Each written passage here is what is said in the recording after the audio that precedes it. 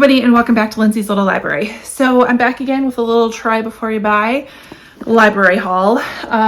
Was there a week or two ago, picked up a few books. One of them I've already read, so you'll see that in my wrap up. I just couldn't help myself. I was so into it. So good. But I picked up 4 more that I just want to give a little try to and let you know what I think and if it's something I want to continue reading. The first one I have is The Magician's Daughter by H.G. Perry. Total cover pickup for me. No clue what it's about. Let's see. It says a woman caught between 2 worlds in the spellbinding tale of miracles, magic, and an island that might have been. It's a little fantastical. I'm okay with that. Off the coast of Ireland sits a legendary island hidden by magic, a place of ruins and ancient trees, sea salt air, and fairy lore. High Brazel is the only home Biddy has ever known. Washed up on its shore as a baby, Biddy lives a quiet life with her guardian, a magician named Rowan, a life she finds increasingly stifling. Well, if she's all by herself, I could see that. One night, Rowan fails to return from his mysterious travels, and to find him, Biddy must venture into the outside world for the first time. But Rowan has powerful enemies, forces who have hoarded the world's magic and have set their sights on the magician's many secrets. Biddy may be the key to stopping them, yet the closer she gets to answers, the more she questions everything she's ever believed about Rowan, her past, and the magic and the nature of magic himself. So this might be interesting to just read a chapter of, just knowing it's a bit of a fantasy. So the dedication: to our lockdown 2020 house, nothing is ever forgotten, and to Robin and Much, our lockdown mice, now and forever, my loves. That's funny. But I'm loving, like, I don't know, just the artwork is cool. So we'll see how the first chapter goes. Maybe I'll have to do a couple just to kind of get an idea, but I'll let you know. Let's see. Next one I have Lisa Sconolini, What Happened to the Bennetts. I was really looking for, what's her newest one? Legacy, the one kind of about the mob. Didn't have luck. So I picked up this one. It says, your family's been attacked, never again to be the same. Now you have to choose between law and justice. We'll see. I picked up this based on the author alone. This is The Swell by Ellie Reynolds. She wrote Shiver, which I really, really enjoyed. It was an isolated thriller set at a ski resort. This one seems more of an ocean-ish type thing. Cut off from the rest of the world, a group of elite surfers are determined to find the perfect waves at any cost, even murder. Well, that'll be good. And then picked up this one by DJ Palmer, My Wife is Missing. I don't think I've read any books by DJ Palmer. But why did she run so suddenly? Why is he searching so desperately? So definitely a couple more mystery-ish thrillers and then a fantasy. So I will bring you along with me and vlog a little bit as I read the first chapter or so of these books and give you my quick thoughts and ideas as if they're willing or if they're worth continuing to read. We do have a very kind of quiet weekend, so I don't know if there's much we'll be taking you along with to do, but if there is, you'll join us. Otherwise, we're gonna hunker down, enjoy the nice weather, and get some reading done is the plan. So till next time. Okay, so I got through the first chapter of The Magician's Daughter. Hopefully the dog barking isn't like too crazy. Been hanging outside because it is gorgeous out here. But I read the first chapter and I'm actually surprised on how quickly I got immersed in this world. We have our main character who is Biddy, who we find out is orphaned and lives on this island with Rowan. And he has magical powers, but she does not. But she's not allowed to leave.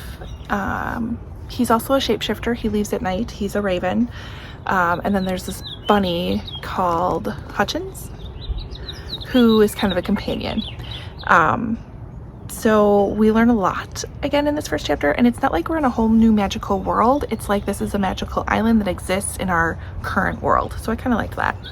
I love how Biddy gets described. She's a half-wild thing of ink and grass and sea breezes, raised by books and rabbits and fairy lore, and that was all that she cared to be. Except she's getting older, she's about 17, and she's kind of ready to learn about what the rest of the world is, and Rowan just isn't ready for that yet. For some reason, we don't know why. Rowan leaves pretty regularly at night, but comes back usually before dawn. And at the end of the first chapter, we find out that Rowan did not return.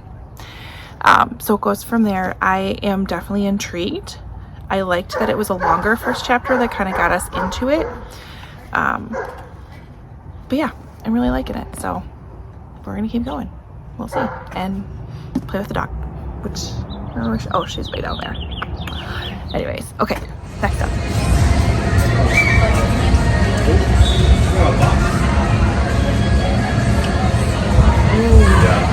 Now we get a kick.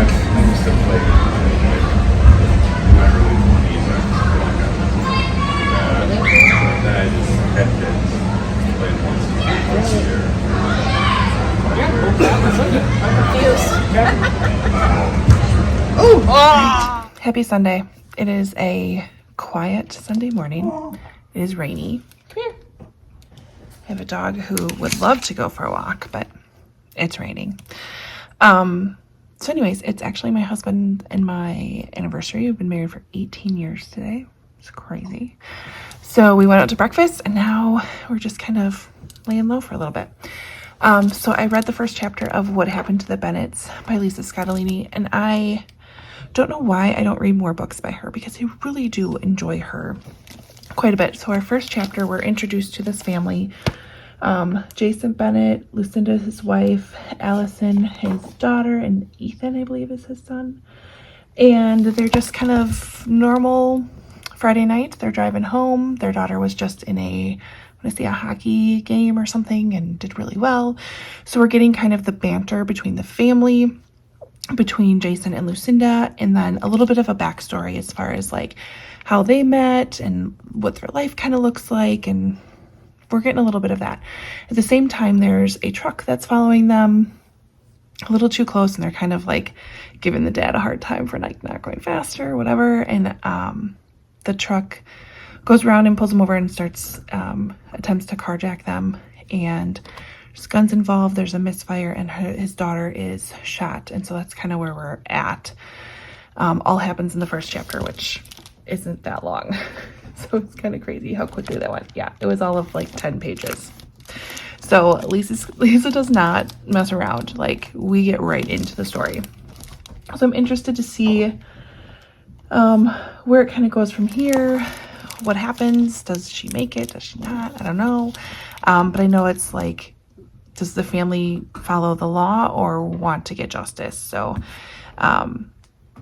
little moral issues, I think, is what we're going to focus on in this book, but I really like it.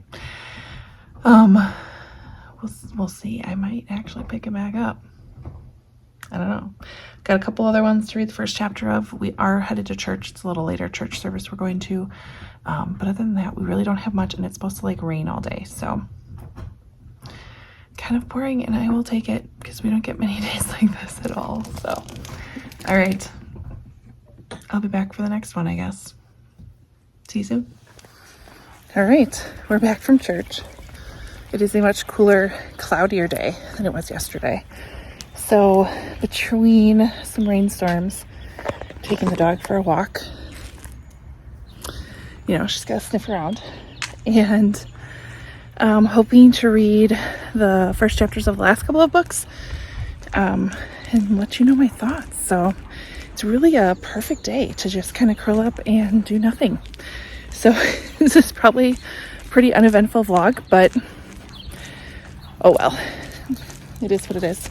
I was going to listen to my audiobook on my walk, but my headphones are dead. So that kind of sucks. I'm listening to The Swiss Nurse. It is historical fiction, but it's set during the Spanish War, which was right before World War II broke out. So it's kind of like on the cusp of that happening, yet we have some 3 main characters that are trying to get out of Spain. A couple Americans and one from Switzerland. And oh my gosh. So it's interesting. I think I'm losing some details because it's the audio. I don't know. I feel like I'm missing something. But I'm about halfway through. So we'll keep going. But yeah, not this time because I need to charge the old earbuds. Oh well. Oh come on. If I ever get back from the walk, I'll pick up the next book and let you know what I think. So, talk to you soon. All right, so again, dreary, cold day with no plans. So I picked up the other 2 books. First one, I read the beginning of My Wife is Missing by DJ Palmer. So this one follows our couple. We have Michael and Natalie. And so in the first chapter, we learn a couple of things. We learn Michael and Natalie have 2 kids, a girl and a boy, I believe. I don't know if we've learned names of them yet. One of them, maybe. 2 somewhat younger kids. They live in Boston, and they have decided to go to New York City for a little vacation on the suggestion of Natalie. And it kind of surprises Michael because she hasn't been doing the greatest lately. She hasn't been getting a lot of sleep. And just kind of seems a little off. In fact, he referenced her like past Natalie versus today Natalie. So we know that there's something different there, and it's at her insistence that they go to New York. So he ends up going and picking up a pizza for dinner. He comes back to the hotel room, and his kids and his wife are gone. Not only are they gone, as in they're not in the hotel room, but all of their stuff that they brought with them is also gone. So you're kind of left wondering, was this Natalie's plan all along? Has she been planning this for a reason? Is there something about Michael we don't know? Has she been taken? Did they go willingly? Because there was a teddy bear left outside of the hotel room door that basically their son never goes anywhere without. So lots of questions thrown at us in the very, very beginning, to the point I just want to keep reading. So that one hooked me in a bit. And then I read the beginning of The Swell by Allie Reynolds. What I love about Allie Reynolds is she writes some nice short chapters. So you didn't, I read a couple of them. You don't get a whole lot from it, except she does give us a prologue. And so we know somebody is dead and somebody dragged that dead body into the ocean. We know that the very first page. We don't know who, where, what, any of that. And then we just kind of go back into the story. Don't know a whole lot to begin with. Honestly, it's a little, again, it was a few pages, so I haven't totally gotten into it. Other than the short chapters definitely have me going. And the fact that I did read Shiver and did enjoy it, even though, there was a few little slowish parts. I feel like you weren't thrown into it like you are with My Wife is Missing.